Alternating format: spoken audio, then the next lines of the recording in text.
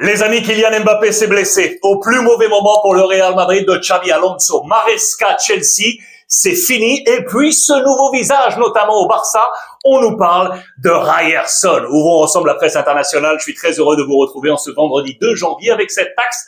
Maintenant, comme d'habitude, spécial Mercato. Et donc, on ouvre avec le Barça, page intérieure du quotidien catalan Mundo Deportivo. Et donc, ce nouveau visage qui serait sur les tablettes, on l'aime bien du côté du Barça. Qui est ce Ryerson, les amis? Julian Ryerson, né en Norvège. C'est un homme de couloir droit. Il peut occuper toutes les positions sur ce couloir droit. Donc derrière Lamine Yamal, à la place de Jules Koundé, donner de l'alternance, de la compétitivité au groupe d'Hansi Flick. C'est un joueur qui est né donc du côté de la Norvège, aux Vikings, avant de rejoindre la Bundesliga avec l'Union Berlin à l'été 2018, puis passage durant la saison 22-23 au Borussia Dortmund, où cette saison, il a participé à 21 matchs et participé à 5 buts, que ce soit des buts marqués ou passes décisives. C'est un homme important dans les différents registres, que ce soit défensif ou offensif, 1m83, contrat jusqu'en 2028, une valorisation aujourd'hui à 20 millions d'euros. Notez bien ce nom, il résonne fort aujourd'hui au Barça. Ryerson, ce n'est pas le seul. Regardez ici, on nous reparle, les amis, de Cancelo, lui qui a déjà occupé ce poste du côté du FC Barcelone. Pourquoi? Parce qu'il serait en plein rififi avec Inzaghi. On parle de son coach actuel à Al Hilal. Souvenez-vous, il avait pris la route du Moyen-Orient. On nous a dit hier dans les colonnes de la presse italienne qu'il voulait donc revenir en Europe, l'international portugais. Et regardez du côté de la Gazzetta, on nous a parlé d'un retour également à l'Inter. Lui qui a déjà porté les couleurs interistes, mais également celles de la Juventus.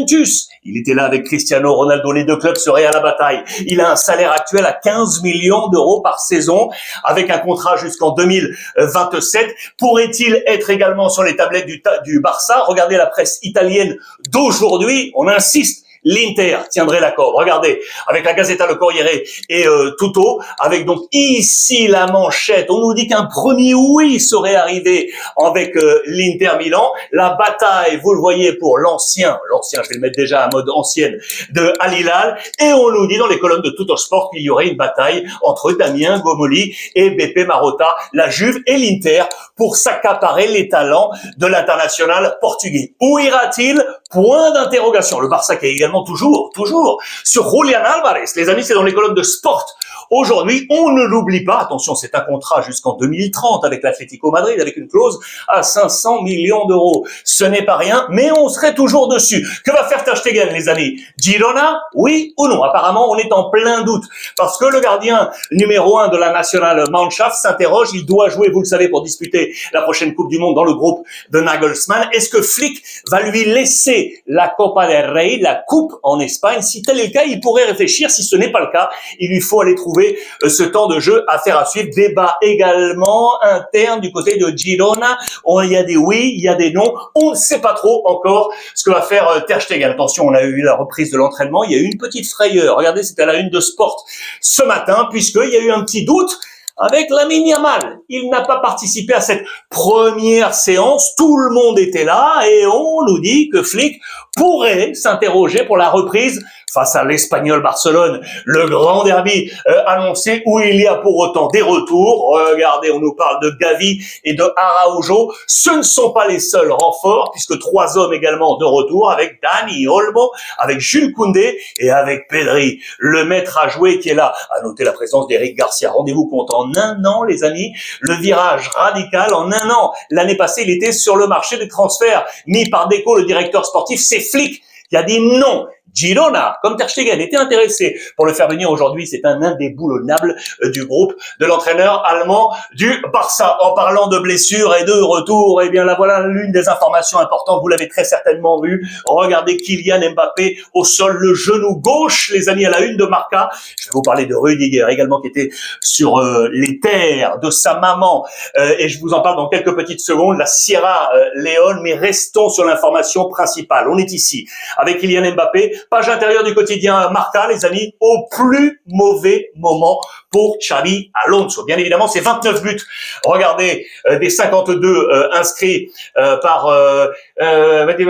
oui, c'est 29 buts des 52 inscrits cette saison par le Real Madrid qui sont à hauteur de Kylian Mbappé. 22 pour ses coéquipiers. Il y avait eu un CSC. C'était face à la formation de Talavera. Pourquoi qui plus est au plus mauvais moment, les amis? Parce que vous le savez, l'une des solutions possibles, c'est Hendrick. Et lui qui a pris la route de l'Olympique Lyonnais, qui a vécu là son jour 1 sous ses nouvelles couleurs. Alors, quelles sont les options aujourd'hui pour Xabi Alonso pour le match de reprise?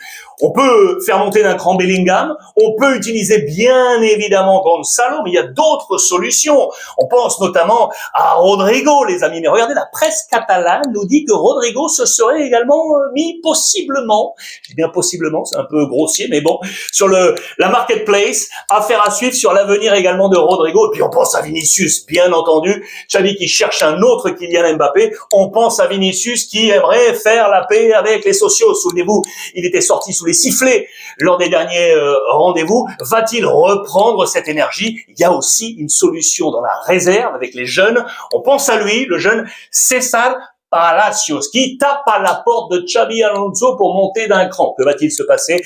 Attention à la blessure, vous l'aurez compris, de Kylian Mbappé. Rudiger était donc rentré sur les terres de sa maman. Regardez, il a été accueilli, il est là, sur cette voiture. Le drapeau Sierra Leone, on est juste ici, regardez, sur la corne africaine, les terres de sa maman. Un voyage qui lui a fait du bien là pendant cette période de Noël. Il est engagé à accompagner les plus jeunes. On parle d'académie, de solutions sanitaires. Il va s'engager pour le Sierra Leone. Le père Rudiger, j'adore ses mouvements.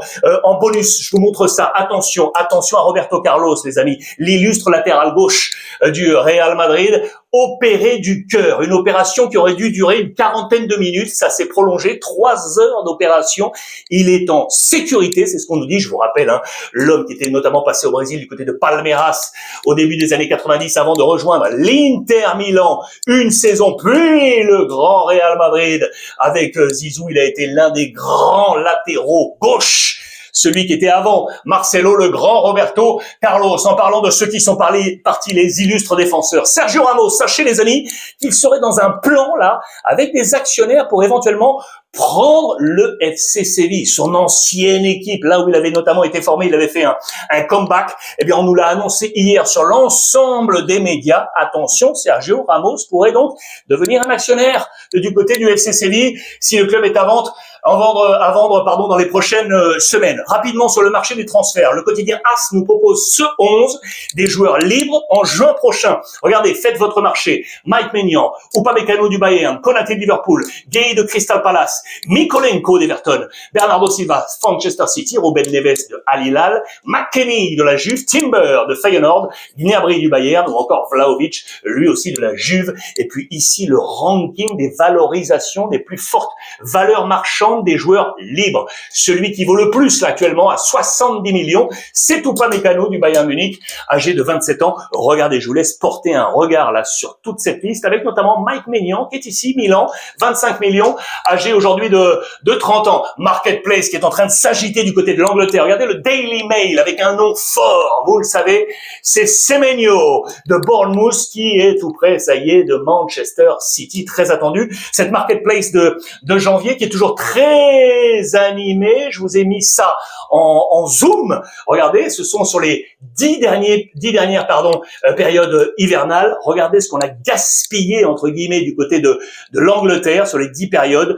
2023 avait été le top à 780 millions de livres, complètement fou, quasiment 500 la saison passée. Puis je vous ai fait un zoom sur les équipes en recherche et notamment le leader Arsenal. On nous dit que Mikel Arteta était un temps sur Semenyo qui va donc rejoindre normalement Manchester City. Plusieurs noms avancés. On parle du milieu de terrain de Elche, Rodrigo Mendoza. On nous parle de l'Olympique de Marseille, de Daryl Bacola qui serait sur les tablettes de Arteta. On nous parle de Davide Bartesaghi de l'AC Milan, joueur de l'Eintracht. Regardez, Jean-Matteo Baoia et le joueur de Cologne, Saïd Elmala. Plus Kenan Yildiz, tiens, de la Juventus. Tous ces joueurs seraient donc sur les radars d'Arsenal et de Mikel Arteta pour gagner ce leadership du côté de la Première Ligue. En Angleterre, vous l'avez vu en titre, ça y est, c'est terminé entre Enzo Maresca, les amis, et Chelsea du patron Todd Boehly. C'est complètement fou, ça s'est joué vraiment en quelques heures.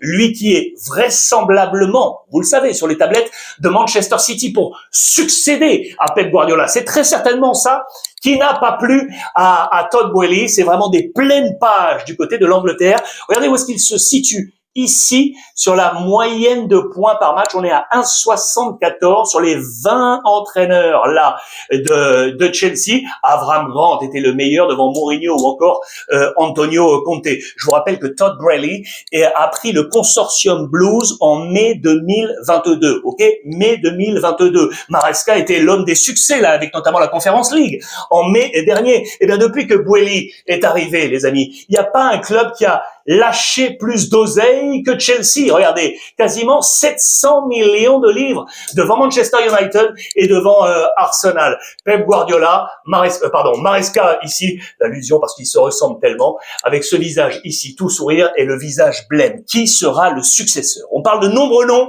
vous le savez, du côté de Chelsea. On a parlé de Farioli, l'ancien de Nice, passé par l'Ajax, aujourd'hui à Porto. On parle de De Zerbi, de l'Olympique de Marseille, mais celui qui revient le plus, c'est Rosseignor. Il fait partie de la Galaxy Blues. Aujourd'hui, du côté de Strasbourg, on a parlé de Iraola également, l'Espagnol de Bournemouth. Mais c'est là que cela devrait se passer. Si vous avez des informations depuis l'enregistrement de cette vidéo, vous m'en faites part, bien évidemment, en commentaire. C'est le participatif. Pour terminer, regardez, juste vous montrer la une de Ojogo. On a décerné le 11 type de l'année 2025 avec l'homme de la saison civile, Rodrigo Mora. Il est ici le joueur de Porto. Il y a 5 joueurs de Porto avec Diogo Costa dans les buts, avec Renijk, ici avec Kiviar en défense centrale, plus Alberto Costa, Froholt, 3 joueurs du Sporting avec Maxi Araujo, Yulman, le capitaine, avec Trincao, un joueur de Braga, Ricardo Horta, et puis Pavlidis, le